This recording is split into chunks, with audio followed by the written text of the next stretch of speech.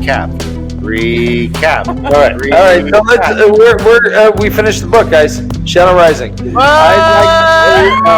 Let's I'd like to look at our characters and judge growth if we can. Who in this book have you seen the most growth of? Who have you whose opinion have you changed on? Talk about characters here. What from beginning to end? I mean, we started off with Rand and everyone in the Stone of Tyr, and everyone pretty much split up. Egwene went to the Waste. Rand went to the Waste with Matt. Perrin went to the Two Rivers. Egwene and Ilyena and Nynaeve went to Tanchico. Everyone just fucking went all over the map. Right. It was like high school ended and everyone had scholarships. Someone had a scholarship in Harvard. Someone had a scholarship at Stanford. It's like we don't have FaceTime. Well, we have Dream FaceTime, I guess. They're like, bye. Yep. Bye. Keep in touch. Of a character. Uh-huh. I would say Egwene is my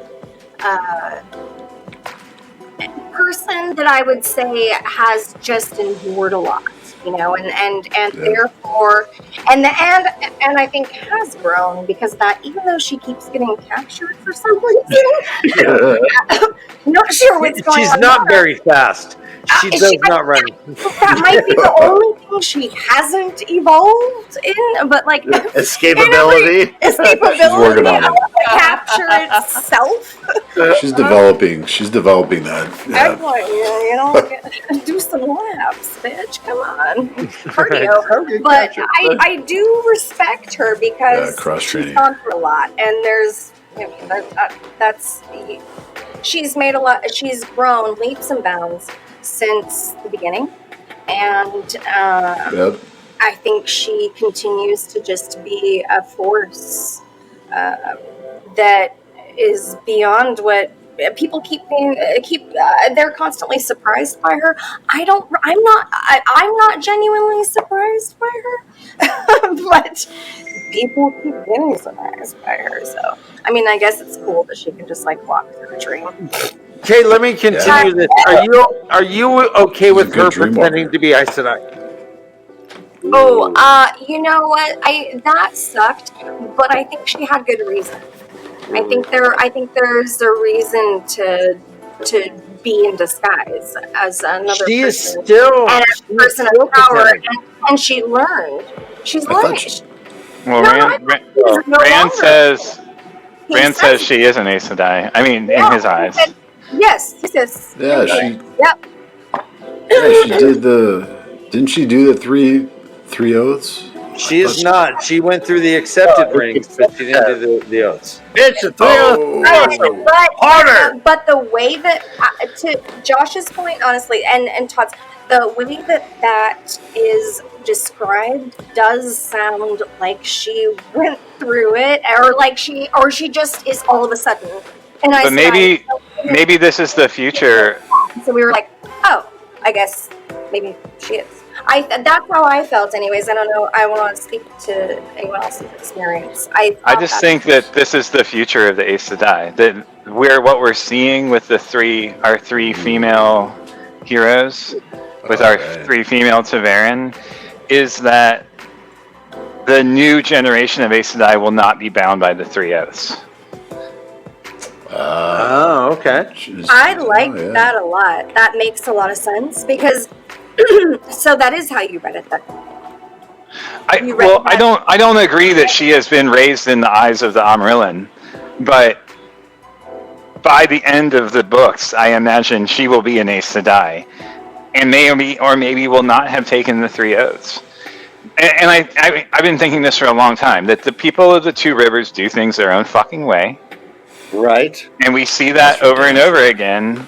And with the three of them, they've essentially escaped with their rings, not having taken the three oaths, and are out serving the previous Amarillan's will. Ooh, right. Good point. That's a really good point. They do not know that she has been deposed. But Oh, they don't. But They don't. They have to. Maybe they don't know. No, but they. I feel like they must like have a feeling of. Right. Maybe like that there's like a lack of, or is something's maybe off. Maybe they feel With like the White Tower. Yeah, with the White Tower. Maybe they feel like they had to like suddenly like promote. I don't know. I'm really going off on this fucking weird thing here. So I'm just thinking off the cuff. Maybe they had to like suddenly promote because they all felt like shit was off because they're all feeling things all the time. And there's evidence of that throughout. What do you? It's like they're like new rules era here. New rules. I mean, like, that was a good. I love where Josh went with that because it expanded. I mean, this is like Ryan, is there a Bill Maher segment coming up? Todd, do you have a new rules segment? New rules. You don't have to like take the oath rod. What's the oath rod? It looks like a dildo. No, just kidding. It's not in the Constitution. Earlier. Dude, nice. That's what Bill Maher would say. That's what Bill Maher would say. Includes a new role for Yeah. Let's talk Perrin, guys. Perrin separated himself from the Taveran pole.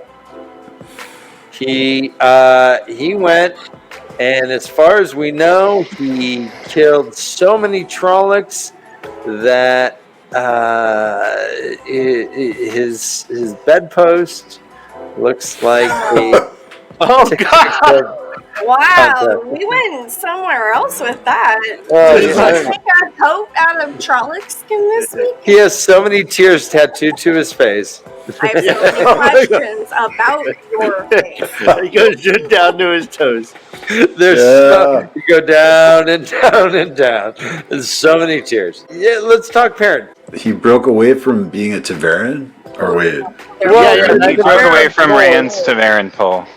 Oh, right. And he created his own. Okay, yeah.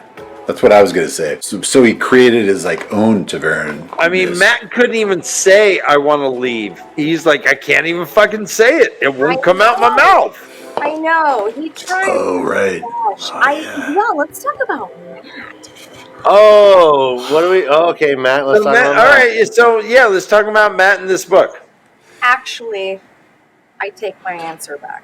Matt has had the biggest character development. Oh, wow. Go on. Character development. Started as like this little scrappy guy, you know? Shit. Prankster, yeah, just a little jokester, you know, and but scrappy, and he had a lot of potential, but oh man, he's really turned everything around. He just like blew that horn because he was like irresponsible. Yep. And just was like, we were at that point, I was like, fucking Matt, okay, of course. Of course you did. Of course you did. Because that's something I would do. So I see. So I get it. I got it. Early on, I felt like I get you, Matt. And then as it developed, I was like, oh my God, this guy is an old soul. An old soul. I know, yeah, he's like speaking old. Like, if you're talking about old tongue. Yeah. Old tongue, all these things, like this boy, and he seems to be turning into some type of gleeman, right? So like that's interesting too because he's just got this game going and he's constantly doing his thing and being amazing and winning with luck and that's weird. His thing, yeah. But that is. Yeah, but so what do you think about that? You think, Krista, you brought up Matt as a gleeman a couple times. I have. I thought it was, I don't know. Yeah. What do you think? I just keep thinking he's going to be a gleeman. Like he's a little trickster. He's a little prankster. He plays these games and he always wins, and he always knows these stories, and he doesn't even know how he knows these stories. Yeah. It's like Oh, that's interesting. Yeah. and just says shit, Yeah. and then he's like, "Oh, I don't know." Yeah, I wasn't thinking old time. Sorry. No. I just heard it somewhere. I mean, the narrator is the one that told us. Correct me if I'm wrong here, Josh. I'm sure you will. Please do. So there was something said at the end of the chapter that I think the narrator may have come in and said that it interpreted in old tongue saying that Matt had said. Can you help me out?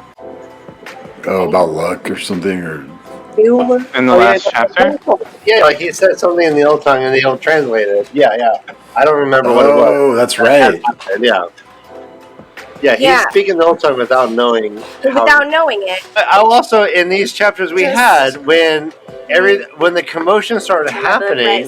Hold on. When the commotion started happening and everything started happening, Couladin threw the spear, it got blocked, everything started going crazy. Rand said Matt was no doubt cursing in the old tongue. Mm-hmm. Right. Am I right about that? That was just this last chapter. No, so, yes. Thank you. Yeah, And he has this memory. fervent wish to Dovienia, mia Dovienia nacionde. Whatever it meant, it sounded a fervent wish. Yep. That was beautiful. Drink. So that's just Rand thinking that whatever it meant, it sounded a fervent wish. Right. Is that what? A fervent wish. A fervent Yeah. drink. Yeah, I don't. I'm all heated up. No, I like this. I like this talk about Matt. This book. This might be your best episode yet, Chris. Shut up. I mean, case like that. Let's talk about Matt also, like with the red crooked doors. He went through the red crooked doors, he was like, you know what? I'm in Ruidian with Rand, and I'm gonna go through the red crooked doors. I'm just doing this, right? Yes. And Yeah, then, it's funny. I don't agree that Matt has. So my opinion is that Matt has less become himself and more been broken into others.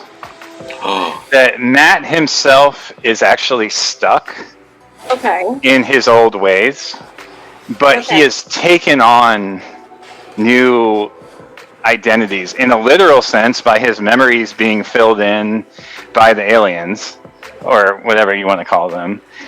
Previously, the knife, the dagger.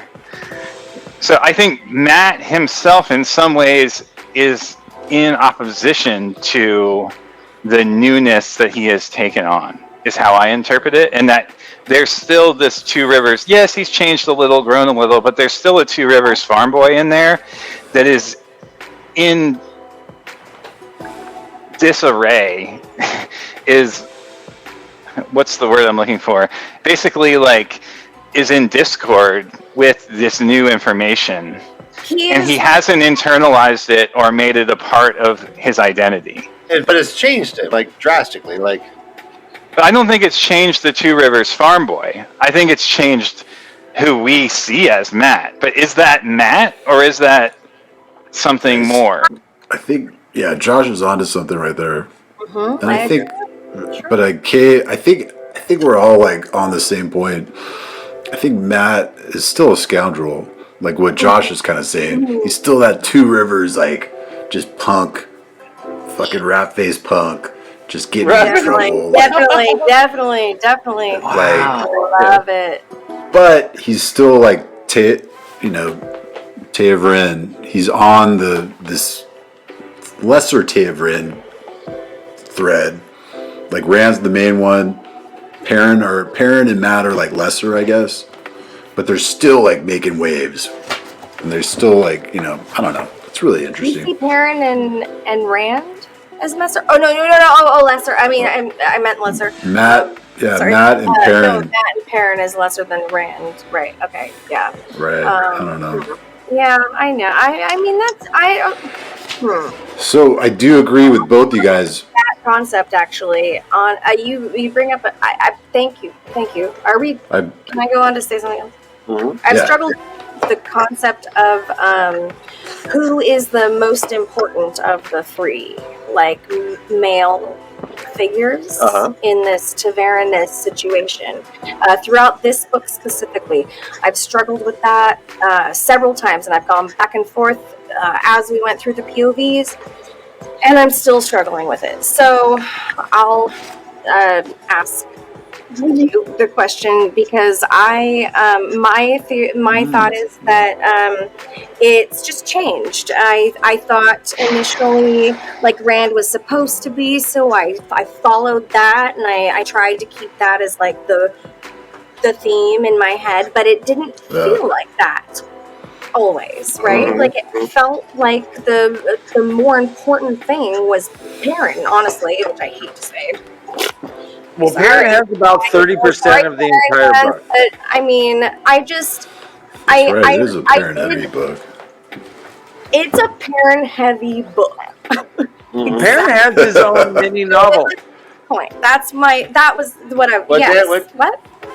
Perrin has his own mini novel within this book. He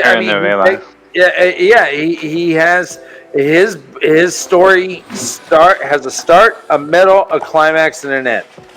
Yeah, I think Perrin changed the most. Nice. That's probably an unpopular opinion, but Matt, this wasn't Matt's story per se. Matt, in my opinion, Matt was with Rand. He was his ride or die kind of. But he does have the doorway that you mentioned, Sidori, where he gets the spear, he gets a medallion, he's hanging from a tree and Rand saves him. You know, he's a cosmic warrior in this. You know, he's like, well, fuck it, Rand's doing this thing. I'm gonna eat some shrooms. Yeah, Matt, he had some heavy moments in the book. Some heavy moments. Yeah. No, you're right. He is a cosmic warrior. I will need he's to like clarify. He's a cosmic scoundrel. No. He's a cosmic scoundrel. That's a beautiful. I love all. Right. The language is so great.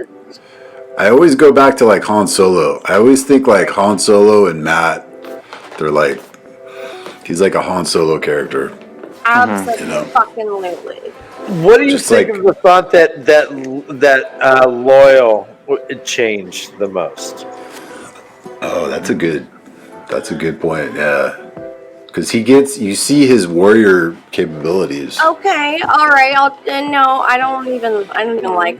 not even interested in Loyal's story right now. Aram was actually the one I was gonna say. I was just gonna say that. I was gonna. Well, I like this one though because I like going to like the Perrin and the Two Rivers battle with the Trollocs, and we see Loyal like in his battle mode, beast mode, and they talk about how how Ogiers are fierce, formidable enemies. Yeah, they're like fierce warriors when it comes down to it. So we see that for the first time, I think, in this book. That's kind of cool. He comes running into the Two Rivers carrying Gaul, and they're both bleeding. He's like, I did it. Yeah. That's some brave shit. I give props to Loyal, in this book. I mean, I always give props to him, but... Well, let's talk about Ilyena and Nynaeve. Let's talk about Aram.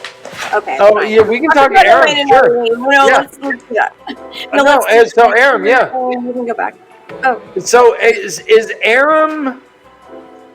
So we learned that the Aiel were peaceful and then changed to like this warrior class. Is this like the second gen of the Aiel then? I was thinking that. Like Aram. Aram's like, you know what?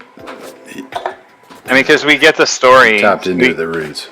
Yeah, we get the stories through Rand's eyes of the transformation, and then we see it happen in the real world, in the present timeline, right? It's like Aram is the incarnation of the history that's told through the glass columns. Is he going to be the first of many?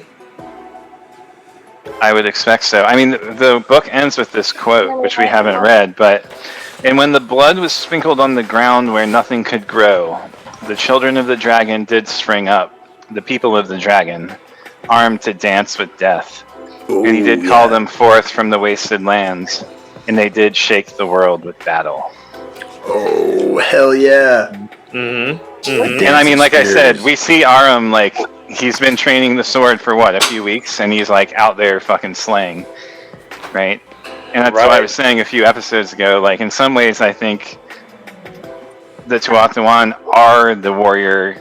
They're the same warrior blood that the Aiel are from, right? Like, and it's their song, right? They're looking for right. The Tinks. They're like, do you know the song? Do you know the song? And the Aiel, we don't have very many songs in these books, but this last chapter, the Aiel were singing a song, a battle song. The leaf, yeah, the way the leaf comes into this book a lot. Mm-hmm. And I love the change that Aram has. It feels like he is one of the people that are reincarnated, and probably Ta'Veren. Maybe I think I've felt that, but I don't know. What do you guys think about Aram? I think he has an interesting story, because who changes that quickly from one thing to another? Everyone else. Think about this. Everyone else loses their fucking mind. I think he gets tugged They by. lose their minds. I think he gets tugged by. What was the ratio? 1 out of 3, though? Can I? Oh, okay. Wait. What? Yeah, but Nice. Okay, His mother. He sees his mother killed. So I think he gets tugged along by Perrin's Ta'Verenness, not his own.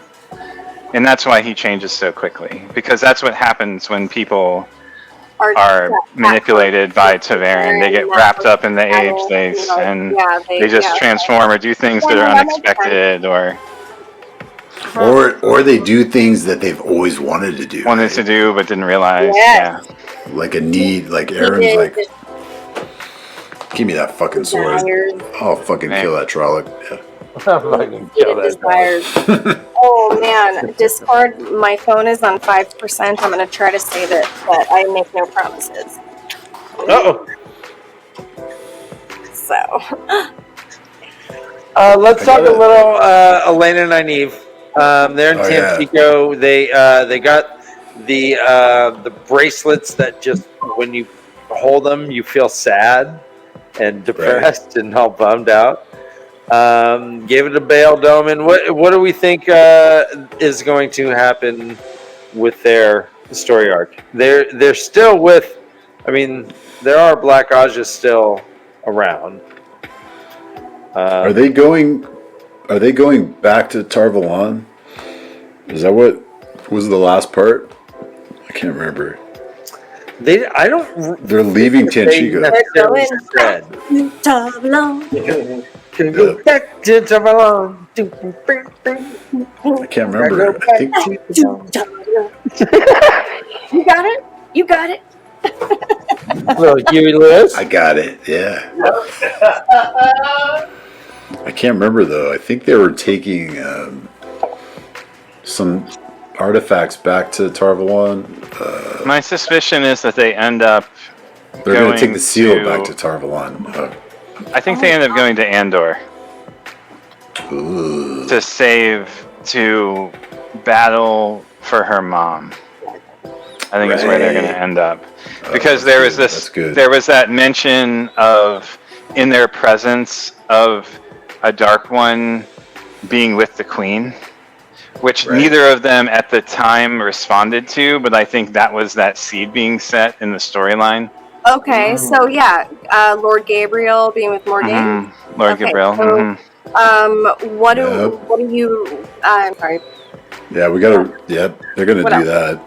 Yeah, they're definitely like. What do you think's gonna happen there? Like, I don't know, but Elaine wants to send Tom somewhere safe. It's like there's all these things pointing to Andor. In my impression. And you have a Forsaken there. And Nynaeve hates the fucking White Tower, and she's like, oh, right, I couldn't even take her to the White Tower, even if I captured her, right? Right?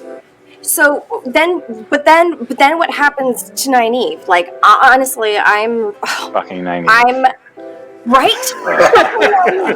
She can't do anything. She can't channel unless she's angry. So, like, talk about fucking character arc. Nothing. She's been angry since day one.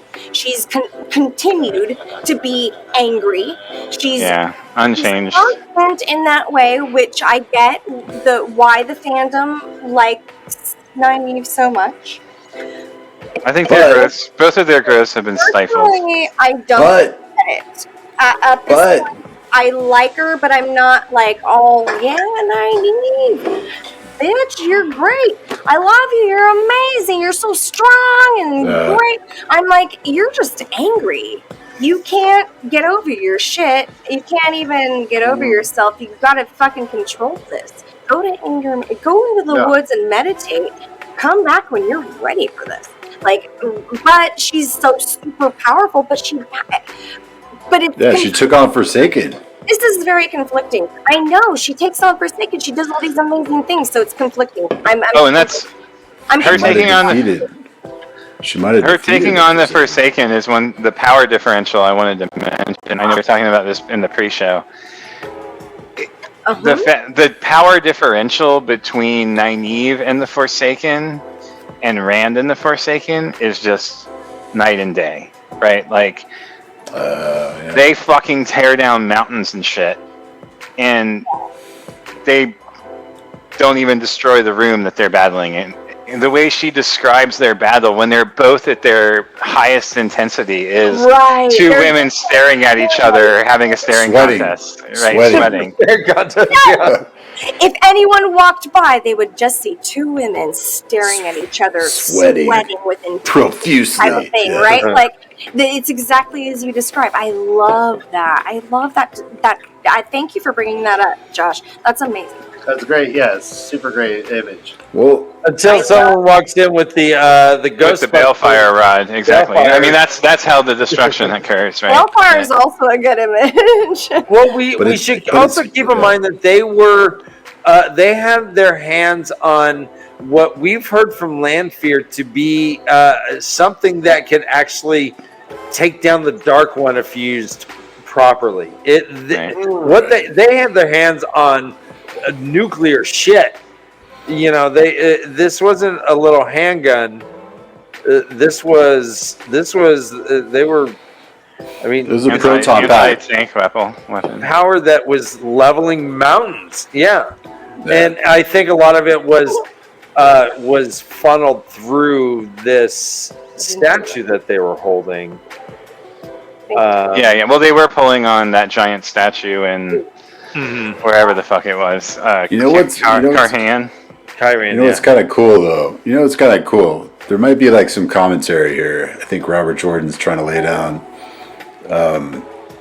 When you're comparing, you know, what Rand and Asmodee did to Ruidin, and what you know, Nynaeve and the Forsaken did, which was like way more intense and contained. They didn't really destroy anything, so it's like, I don't know. There's some cool commentary, I think, right there that Robert Jordan's trying to lay down about, like, you know, female Aes Sedai.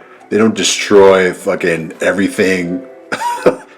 They don't destroy buildings and level landscapes when they're fighting. It's like more internal and emotional, and direct. Yeah, it's like emotional based. He really does. I think Robert Jordan's laying down something right there. Strong gender specific stuff. That's cool. It's like the male.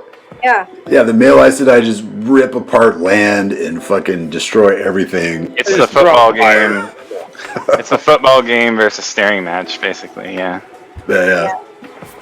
I don't know. But WWF. Get into the gender roles quite a bit. I think. RJ, yeah. For better or worse, mostly worse. Yeah, for better or worse. But I think it's like kind of interesting right there, though. Like maybe like saying something. He's laying down like men are And I think Lanfear says something about that. Like men are really good at violence or something like Yes. that. Yeah, the difference in the powers, and I'm just gonna like lay out the facts, no judgment. Yeah. I just think somebody's not on mute. Hey, Rufus. Oh, is that Discord? Yeah. Yeah. Yeah. Mute, guys. Make that go away. Mute it, would you? Anyway, yeah. Oh, I'm muted. Yeah. Anyway, okay. So, that's Go on. your gender roles are, very specifically important. I think throughout this entire series, probably. Yeah. But I mean, we're on book what? And 4. Thank you. And so, like mostly it's been, I think Jordan has sunk deep into the gender role stuff. Maybe on Bad moments, good moments. on purpose. What? Yeah, for better or worse, and I think you're totally spot on with that, because it's almost uncomfortable to talk about now, right? Because totally. it's so gender specific, actually, which is weird. And It's dated. it's dated, very dated in that way, which makes sense. But I think that also, and also, there's a lot of things that people are trying to read into that I don't think are necessarily there. But I do agree that there are diverse roles, and things are definitely diverse. Well, I think the most disappointing thing about it is the thought, is he writing to who he thought his audience was? Right. And that bothers me a lot. Ooh, tell me, yeah. Interesting. Anyhow. I want to hear more. Why does that bother you? You think he's writing to more of a male? I'm a white cis male here reading this book, and it's hard to not feel like you're being targeted. And I don't want that. But it bothers me. But is that a limitation of him as a writer, or is that like an actual intention? He's like, what would he? Either way, it's bad. How would he benefit as a writer if he's only trying to Well, writing to your audience is something you do, right? If you think a bunch of males who are going to identify with Perrin are the readers of your book, then you make the Perrin that will appeal and be identifiable to them. What about? It seems like, I don't know. Context is so important. I think here. It's so important. It's always important. But it doesn't mean that we can't criticize it. And there's a lot of criticism to talk about. But what about I don't know. There seems to be a lot of readers that were attracted to this book, like women readers, at the time it came out, because he was putting female characters. Yeah. He's female main characters that have this power, and they're disrupting things, and they're really taking control of things, and there's something to be said there. In fantasy series up until then. Yeah, that's one thing I give him. That's the one thing I give Robert Jordan. Wait. What were you saying? I'm so sorry. Did I interrupt? Shit. Oh no, I was just saying that I think when the books came out, there was a lot of attraction. He was appealing to a lot of female readers because they're all these women in power and doing powerful things and controlling and just being a main character in being the hero, being heroines. So that's really important, I think, to think about. But also it's dated too. So I don't know. But I think it's really important that you brought that up. Yeah, because these female heroes are also concerned about their bosoms. Right. Seriously? No, we are concerned about what color dress we wear. Fuck! It's about fashion, bitches. Not about Anything else? Bosom my ass. Oh, my ass. It's also about my ass. I'm kidding. Oh my gosh. Feminism. Yes, it's amazing. I love what you're saying, Todd. I think it was a beacon for like, women readers in that, in the early 90s, I guess. We're talking about early to mid 90s. Yeah. And that's something to take note of, I think. No, yeah. Even though there's so much to like criticize, it's like I'm right there with you, Josh. There's shit I read in here that I cringe at. I'm just it's a mixed bag. Like for sure. Yeah. It is. Like there's the Bible's a mixed bag. Wheel of Time's a mixed bag. But I think it's really important that you both have been able to speak so eloquently to both sides of this. Like, Todd, you totally have very specifically and eloquently dissected the whole feminine aspect of this book and the time and how it's dated, context, also the power within it and who he was appealing to, and Josh, you also did the same thing with the male perspective and how it made you cringe, and that's just uncomfortable. And that's I was cringing too.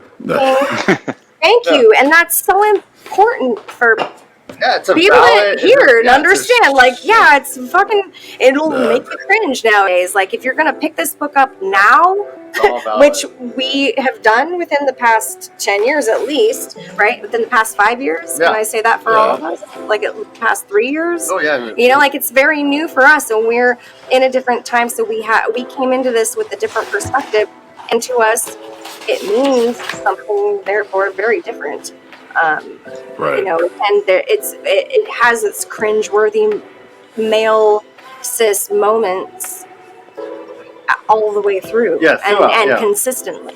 Yeah, it's a limitation for sure. It is limited. It is blinded. It is very tunnel vision esque. But it also is very much trying to speak to the times of this like power female role. Matriarchy. And I love all of it. I love all of it. And that's, I just respect you both for speaking so eloquently. Great. Yeah.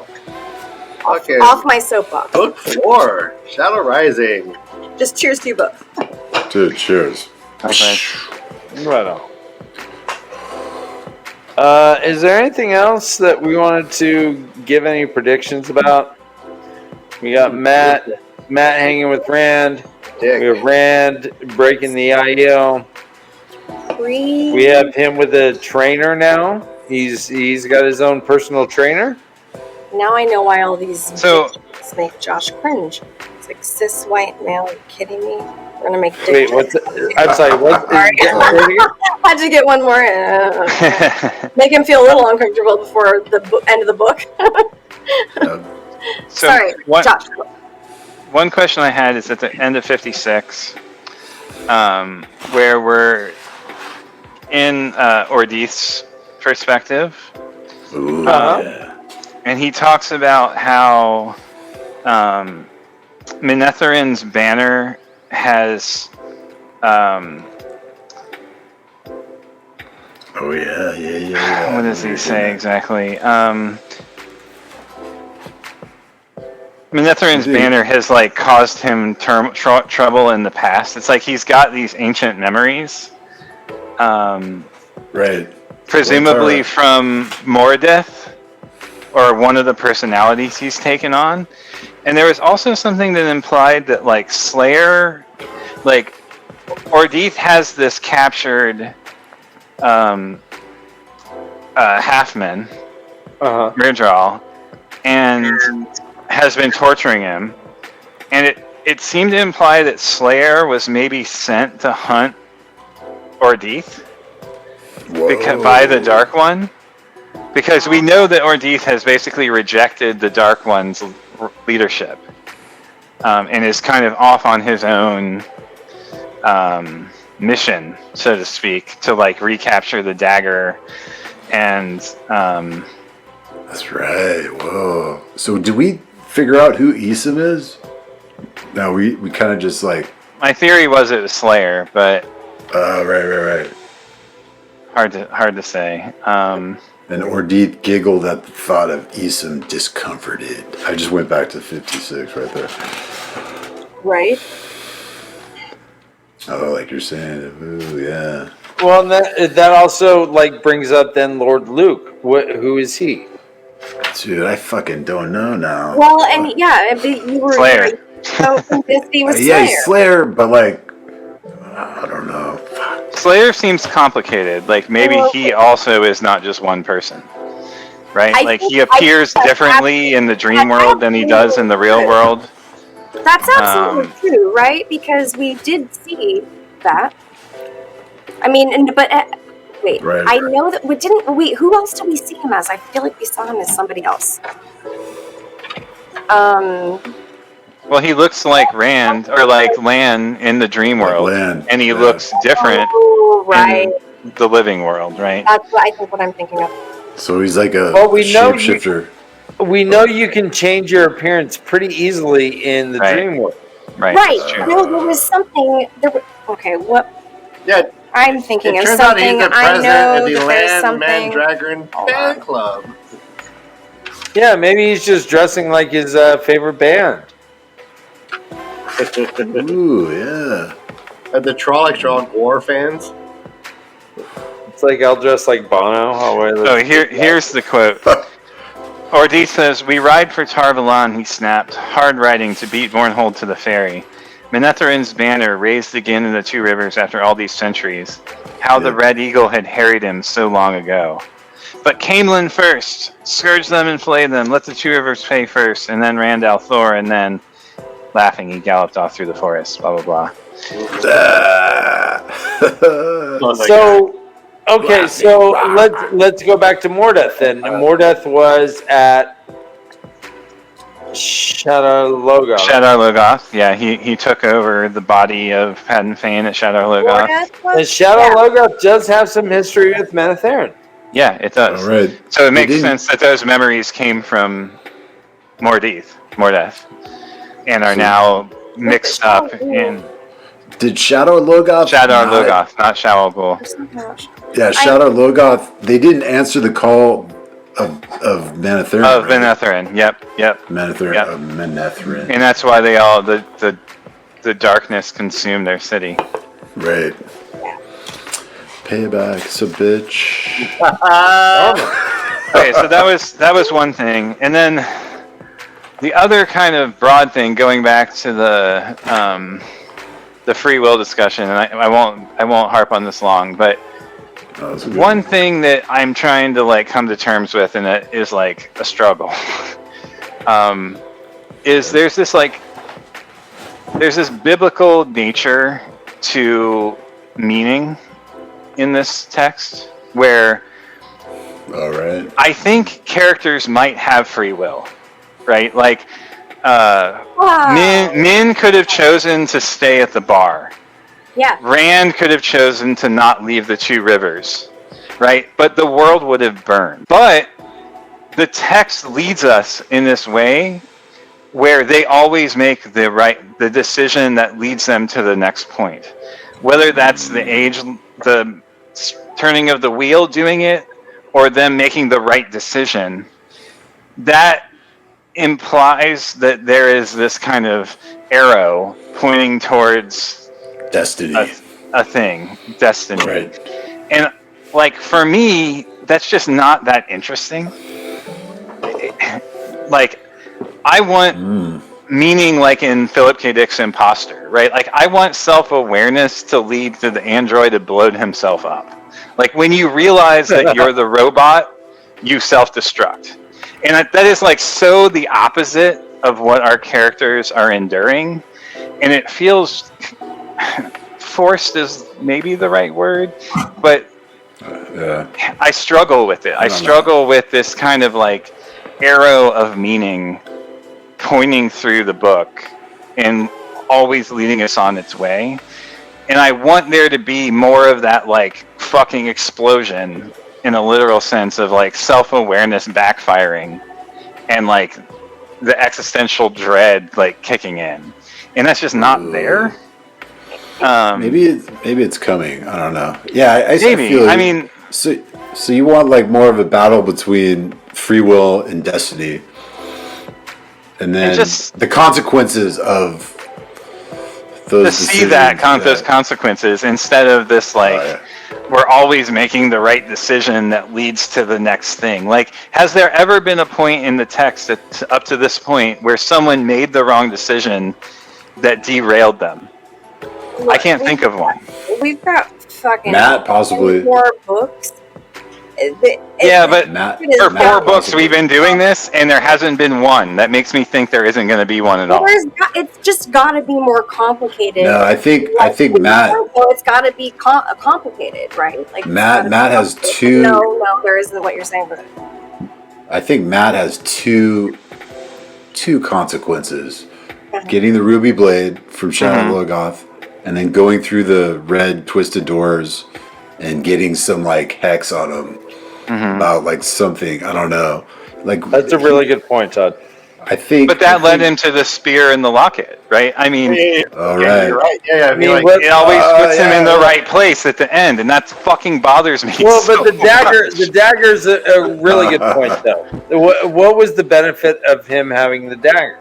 That he lost his memories and that were therefore able to be filled in by these other people's past. It's like there's always.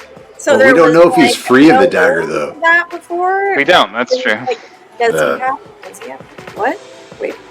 We don't know if he's free of the dagger. Totally free of the dagger's influence. Right. No, but I like that idea though, that the dagger made him lose the memories. So then he's like, "Hey, I need you to fill these memories back, and henceforth he gets." You say it so matter of factly. What makes you think it's so matter of fact? I'm curious. When he was in the red twisted door, yeah. He made Yeah, a deal no, I with know that was crazy shit. But is it? Sorry, Kate. Was that a question for me? Yeah. What makes you think What is matter of fact? that his memories were taken out by the dagger, and therefore that made room Because for him he's- to have new memories of like an older self or many older selves. Because he said that. He says my memory is a patchwork since I've had the dagger, and I feel like I'm broken. I mean, he says that over and over again. Ever since the scene where he wakes up in the White Tower and the fucking dappled light through the blinds, like the symbolic light and darkness on him, and like. I agree with you. By the way, I was just wondering, like, what made you? It's just something I'm struggling with from like a high level of like enjoyment. Like I know. What we do, but Josh, my level of enjoyment is analyzing the fuck out of it. I love it. Josh, we do know that this is a wheel, though, and the wheel weaves and the wheel turns. There was a prior third age. There's been a bunch of prior third ages. Was there a Matt in a prior third age and a parent? And did they feel the same kind of compulsion against free will? I mean, Matt throws half of his stuff to luck. Go ahead, Todd. I'm sorry. Oh no, I was just building off of what you're saying.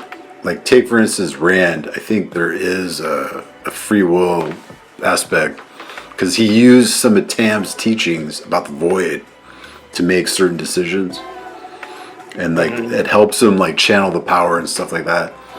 So I think. I agree. I mean, I think it's like a degree of free will. Yeah. It's kind of. I think they do, but it's complicated. And in some ways, it's both. It's a both and, right? Like it's like it's like the chaos theory. Their taverness can be seen from the other side as free will, or vice versa. Like, but that's part of what That's part of what my problem is. To me, it's like the chaos theory. They say there's a sensitivity to initial conditions, like in the chaos theory, trying to describe complex systems. Like the wheel is a complex system.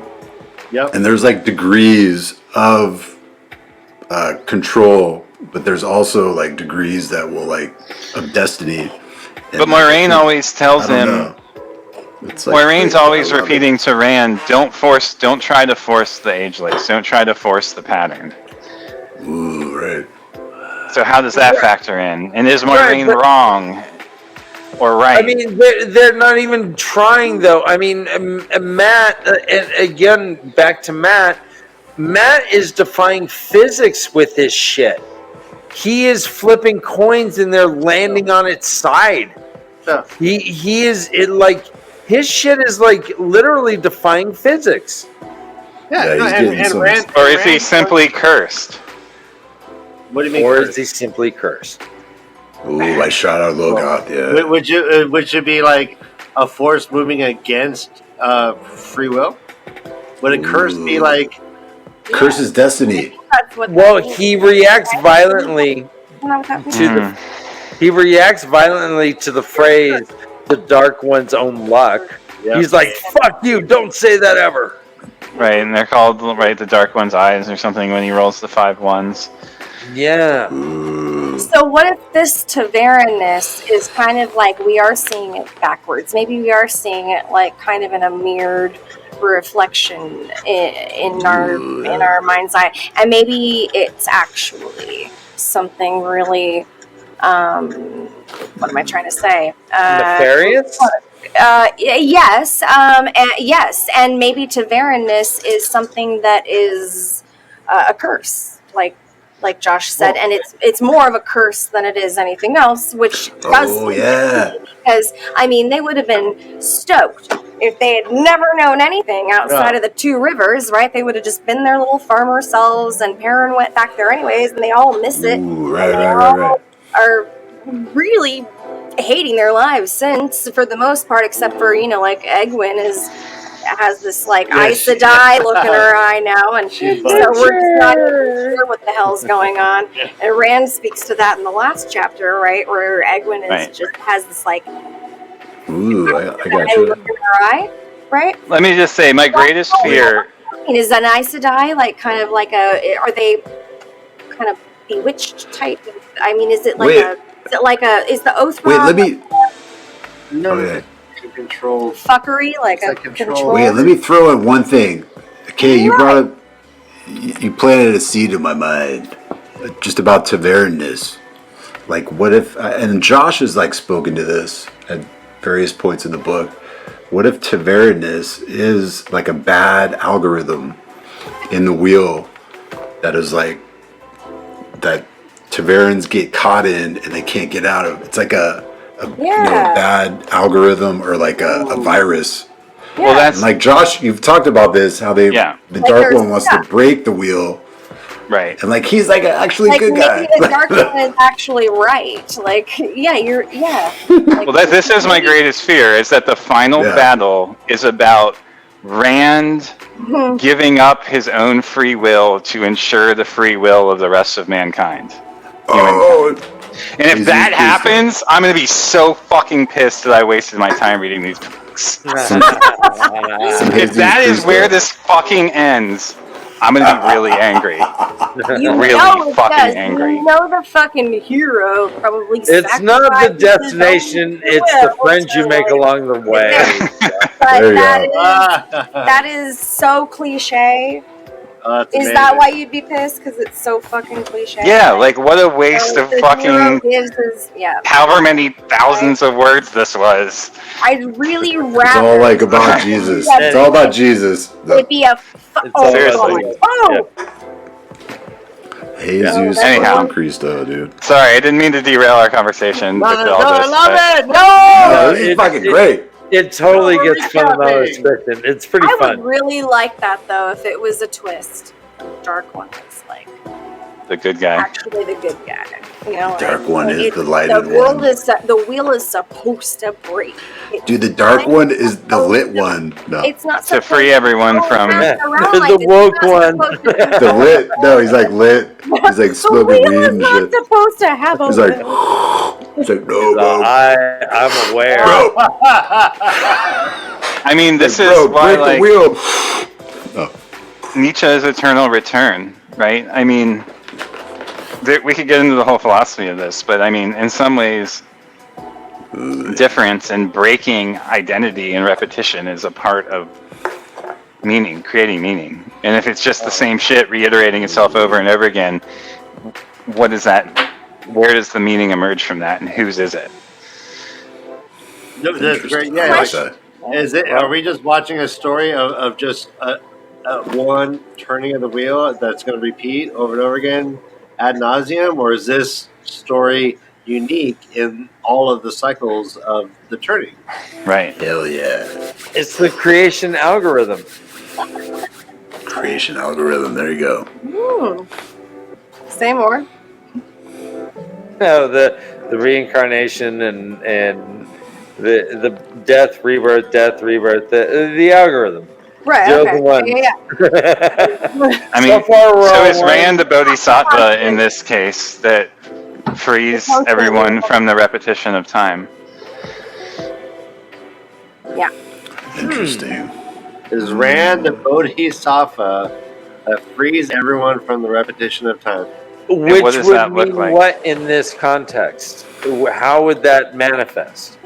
Either allowing the wheel to be broken to free all of their souls from the eternal return of suffering, Eternal damnation of going around and round, being and just suffering and suffering and dying and dying and living it for eternity. It's being losing their free will, being forced into this rote, meaningless re-existence. Totally.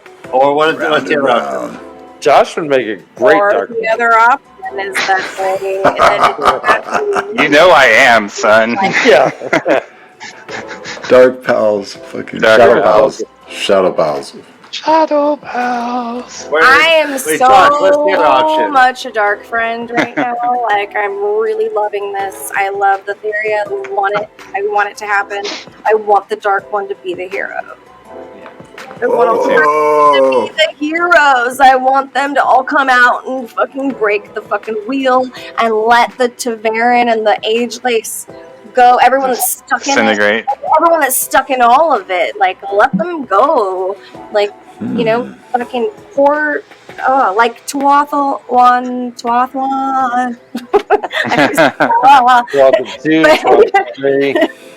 I mean, if you think about the way of the leaf, it's to not fight. I know. To give in. Yes. To run. Well, and maybe it's to give in. Well, sure, but maybe it's to give in to the darkness. Ooh. To run to the darkness. I mean, Aram does go to the. How fucking dare you, sir? How dare you? Carissa, is Aram a dark friend? You're out of line, sir. Like Aram. I mean, but he. Hey, you like me, and I'm a dark friend. Come on. Hey, I'm a dark friend too. But he turned. But yeah, no, he does turn to the spear like as soon as he has the chance. But I do think that he. Yeah, I think he might be. I think he might be, actually. I think he has he turns so fast. That's not normal. I'm trying to analyze behavior here, and that's something that's a red flag. So I will remind you that the man who called himself Bors, when he was at that cool party with all the other dark friends, did see someone who looked like a tinker. Mm-hmm. Colorful pants and stuff. That's right. And he's like, "Fuck them. We don't need them." The dark one. Why is the dark one friends with them? Blah. He's like, patchwork. Fuck that shit. So fuck that. So there you go. Fucking patchwork. Dude. Fucking patchwork. God, your color. Wow. Turn down your outfit, would you? I can't hear. All right. So Dayglows is so Aram-ish, 3rd century, 3rd age, 80s. 3rd age, dude. Fucking 80s. Aram is a Shamael? Right? Do you think Aram is a... No? Ooh, no. Whoa. I don't know. Is Aram a Forsaken? I think he might be Aram Shamael. Forsaken, actually. The Tuathan and be so convincing to that type of way, which we know is very strong, and we just spoke about the divergence and the strength of the power of the possibility of two things being so very similar, but also so very different, and also very powerfully different. And so, Pick a side. why couldn't that be? Take a side. No, I'm just saying that I think that means that he's very, yes, I think he's totally a dark friend, it speaks to his strength to fool so many people that are so strong to a belief, and all these beliefs, it's not just one, it's many, it's a whole culture of beliefs, it's a way of living, and it's constant, and so then to just flip the fucking switch without any thought. And but Perrin makes the point. Yeah, fuck. Oh man, she was rolling. That was awesome. I was just going to say that Perrin makes the point, though, that there is. He hoped there was a place for the Way of the Leaf, but it's not here and now. Right. Perrin's always hanging on to the Way of the Leaf. Kinda, right? So why is it so outlandish to think that someone who believes it might see that same truth? So he switches so fast, though. But that could be the Taveran pole. That could be And that's his own belief system crashing down around him. Could be his Aiel roots. It is. That's. But the Aiel are... the Aiel being so powerful, like what? How is that? But the Aiel have... How is that what? Well, because so we have two separate cultures of Aiel. Yep. And, yeah, carry on. And one is Tuathon, and the other one are the spear people. Mm-hmm. And they're constantly like. Which one is the root? Super, super peaceful, and Aram goes from one and is totally cool with the other all of a sudden within a fucking seconds, and we learned that 1 out of 3, Josh, I said this earlier, 1 out of 3 can't even fathom the fact, so they lose their fucking mind. But that's the other way around. That's the warriors realizing they come from the peaceful. It's 2 out of 3. Okay, it's blowing their minds to know that the shift has happened. But look at it this way, Kay. The Aiel came from the Daishan Aiel, who followed the Way of the Leaf. Aram is following a historical precedent. One that, how do you think the Aiel came about? By instantaneous transformation from the Way of the Leaf to warriors. Right. That is how it occurred. Or it was a long time. Encouraged by a Forsaken? Possible. Oh, I mean, why Lanfear talks about it. Some sort of, or she does. by the. Well, what does she say, Todd? She says Daishan used to be able to slap him, and it was funny. Just they wouldn't do anything. Fucking hit him. They would just say, "Why'd you do that?" Right. She mentions that. She does. You're right. So she could do it all day. You just hit them. We used to hit them all day. They wouldn't fucking move. It was great. They're like, "Why are you doing that?" Liked it, dude. Wow. Hey, Daishan, what the 5 fingers say to his face? They're like the doozers in Fraggle Rock. I'll give you 5 reasons. 1, 2. They are like the doozers. That's a good... Doozers. So the Daishan just made these weird little sugar structures, and then transparent sugar structure. The Aes Sedai just ate them. Yeah. If we're gonna go and map the Dark Crystal and Fraggle Rock onto this book, I'm all for it. Yeah. Josh is ready. Let's go. Who? Maybe not at 2 in the morning, but who in real time is Uncle Traveling Mac? Is that Jane Farstrider? Ooh. Oh my God. Damn good question, Brother Dan. We should. where are the rails? The rails. Let's end on the fact that, okay, who writes this little passage right here from the 4th age? Yeah. Mm-hmm. Yeah, say this the is name. Okay, damn it. Suleiman So Bagad, a chief historian. God. But this kind of worries me though, because this is he's from the court of the sun. What the fuck? Doesn't that sound like Children of Light? That sounds like the Children of Light. Oh no, I was thinking it sounds like the Si Chan. The Sweet Chan? John Chen. Oh wait, the court of the sun you think is Ascension or something? Yeah, Xian Chen. Yeah. Ooh.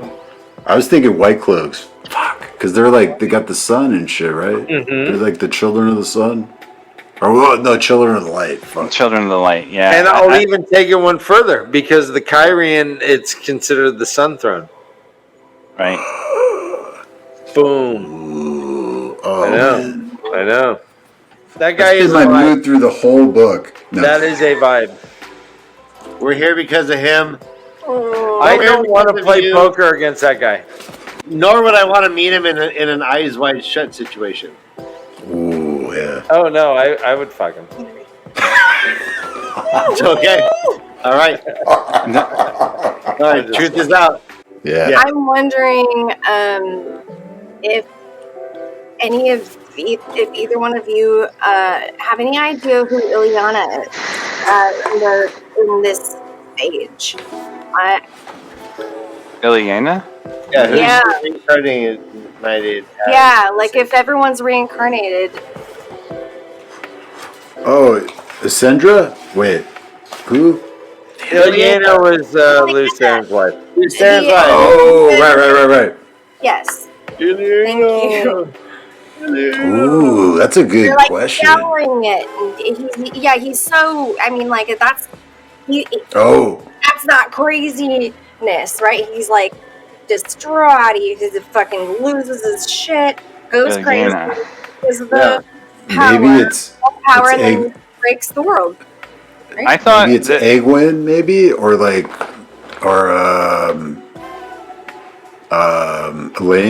I don't know. I thought her seed Avienda. her bloodline got truncated when he killed her. Ooh. What? My impression is that she was removed from the timeline by Luz Theron killing her. Oh, okay. I don't know that for a fact, but in that preface, in the italicized preface to one of the books, we get the scene where Luz Theron is like comes to after killing everyone, including his wife. Right. But he sees her body, right? Right. If he bail-fired her, he wouldn't see her. Yeah, that's true. But they disappear. Yeah, and he's like holding her. He thinks she's alive because he sees her body. He's like talking to her like she's alive. So At some point, yeah, but she's definitely there. But yeah, like, but not there. There, but not there. there, but not I'm gonna go. Kind of like I'm me. gonna go read that. well, just yes, dead puppet, but still full of life. so not full of No, life. I think it's a great Sorry, question. So if not you full of ever, life. yeah, I think like What? I don't know. I'm sorry. She's doe-eyed and soft in Lanfear's And I don't know. Huh? eyes. I wanted to. I've been. Oh thinking yeah, she doesn't like Lanfear. her. I've been thinking Lanfear's. Lanfear, like she got trapped, right? And I was thinking that, and like it's like, oh, like Luz Theron, my love, and it's very similar language to the prologue. I think we were speaking of, Josh, and so it made me think of that, and we're just talking about a lot of reincarnation stuff, and I'm like, Anyway, do you think Lanfear might be the Lanfear could be her? Then Ilyena? she hates herself. Lanfear just hates herself. Yeah, I do think so. Whoa. So I gotta go back and read that. There's a lot of behaviors to unpack here. yeah.